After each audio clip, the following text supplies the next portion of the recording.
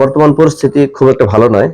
আমরা এটা প্রত্যেক মাসে একবার করে যাই এবং পরিদর্শন করি। এখানে প্রায় ১২০ জনের মতো বাচ্চা থাকে, ১২১ জন বাচ্চা থাকে এখানে। তো পূর্বে এখানে বরাদ্দ দেওয়া হতো ৫৬ জন। তো সরকার পতনের পরে ৫ আগস্টের পরে এখানে বরাদ্দ দেওয়া হয় ২২ জনের মাত্র। তো চলতি অর্থ বছরে এটা অনেকবার বলার পরে লিখিতভাবে লেখার পরে ৩২ জনে উন্নীত করেছে। আমরা এটা ৬০ জনের জন্য উন্নীত করার জন্য আবার পুনর্বার প্রস্তাবনা পাঠিয়েছি। আশা করতেছি অতি দ্রুত এই ৬০ জনের প্রস্তাবনা পাবো। মানে মাসে যদি আমি ১,২০,০০০ টাকা দিতে পারি তারা মোটামুটি চলতে পারবে। তো এই ঘটনা এখানে শেষ নয়। এখানে আবাসনের তীব্র সংকট। বাচ্চাদের থাকার তেমন কোনো ঘর নাই। ১২০ জন বাচ্চা থাকার জন্য যে অবকাঠামো দরকার তার অর্ধেক অবকাঠামো এখানে নেই। বাচ্চারা এখানে লেখাপড়া করে পুনর্বাসনের জন্য, মেধা বিকাশের জন্য, খেলাধুলা আছে বা বিভিন্ন বিষয় এখানে অন্তর্ভুক্ত আছে। আমরা এই মানব কল্যাণকামী অনাথালয়ের সার্বিক উন্নতির জন্য বিভিন্নভাবে চেষ্টা করে যাচ্ছি।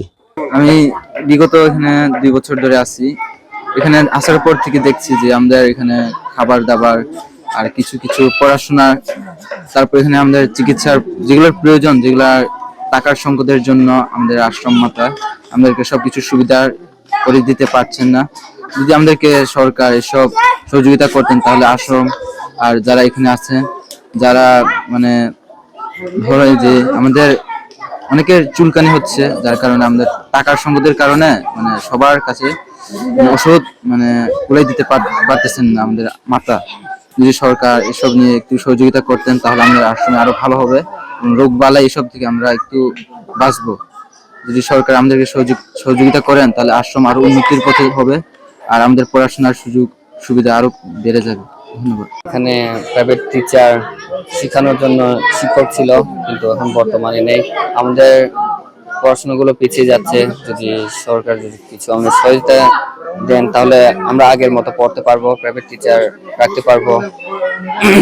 আমি এখানে ৩ বছর যাবত থেকেছি এবং আগে যখন দাদু থাকতো তখন আমাদের এখানে পড়াশোনা ভালো মতো চলতো আর খাওয়া দাওয়া ভালো ছিল। কিন্তু এখন বর্তমানে আমাদের তিনি যে মহিলা তিনি একজন মহিলা এই আশ্রম চালাতে তার পক্ষে অসুবিধা হচ্ছে এবং আগে দাদু পক্ষে ভালো, কারণ তিনি একজন পুরুষ ছিল তাই আশ্রম চালাতে তার পক্ষে সহজ ছিল। কিন্তু এখন মহিলা চালানোর কারণে তার পক্ষে একটু কষ্টকর হচ্ছে। কিন্তু আগে যখন দাদু থাকার সময় আমাদের আর্থিক অবস্থা বলতে গেলে খুব ভালো ছিল এবং পড়াশোনা সব দিকে খাওয়া দাওয়ার দিকে ভালো ছিল। কিন্তু বর্তমানে আমাদের পক্ষে একটু আর্থিক অবস্থার দিকে খারাপ পড়ছে। আগে আমাদের প্রাইভেট টিচার ছিল, কিন্তু এখন আর এসবই হয় না, কেননা আর্থিক সমস্যার কারণে এখন আশ্রমের দিন দিন কিছুটা সমস্যা হয়ে যাচ্ছে আমাদের, যা প্রাইভেটেও। আমি এখানে ৩ বছর যাবত ধরে আছি এবং আমার এখানে থাকতে ভালো লাগে। এখন আমাদের গরু মাতা তিনি আমাদেরকে দেখে, আগে আমাদের প্রাইভেট টিচার ছিল কিন্তু বর্তমানে এখন নাই। আমাদের পড়াশোনা অসুবিধা হয়েছে, কিন্তু আপনাদের মতো মানুষ সরকার থেকে সাহায্য করলে আমাদের উচ্চশিক্ষার এবং ভবিষ্যৎ আলো মানে হয়ে আমরা উচ্চশিক্ষা হয়ে মানে দাঁড়াইতে পারবো। এই অর্থ সংকটে পড়ায় যে আমাদের যে একটা উদ্দেশ্য ছিল এবং কি আমাদের প্রতিষ্ঠাতার যে একটা উদ্দেশ্য ছিল, আমরা এই অর্থের সংকটের কারণে আমরা এই উদ্দেশ্যগুলা সফল করতে পারতাছি না। দেশবাসীর কাছে যে আপনারা সবাই আসেন এবং কি এই অনাথ ছেলে মেয়েদের পাশে দাঁড়ায় এই অনাথ ছেলে মেয়েদের যেন উচ্চ শিক্ষায় শিক্ষিত হয় এবং কি প্রতিষ্ঠিত হয়। সরকারের উদ্দেশ্য আমরা বলছি যে দয়া করে আমাদের যে এই ক্যাপিটেশন যে বরাদ্দ ছিল এই বরাদ্দটা কমে গেছে। এই বরাদ্দটা যেন আমরা আগে যে স্থলে ছিল এই স্থলে থাকলে আমরা বেশি বাড়াইতে হইব না। যদি মনে করেন ৫৬ জন ছিল, আমরা ৫৬ জন দিলেও আমরা মোটামুটি ভাবে চলতে পারি আর কি। সবার কাছে আমার একটাই আকুল আবেদন যে আমাদের যদিও বলতে পারেন যে অনাথ ছেলে মেয়ে, ওরা যদি আমার গর্ভে ধারণ নাও করি তারপরে ওরা আমার গর্ভের সন্তান, আমার সন্তানদের নিয়ে যেন আমি সুষ্ঠু সুন্দরভাবে ভালোভাবে চলতে পারি। সবার কাছে আমার এটা অনুরোধ রইল।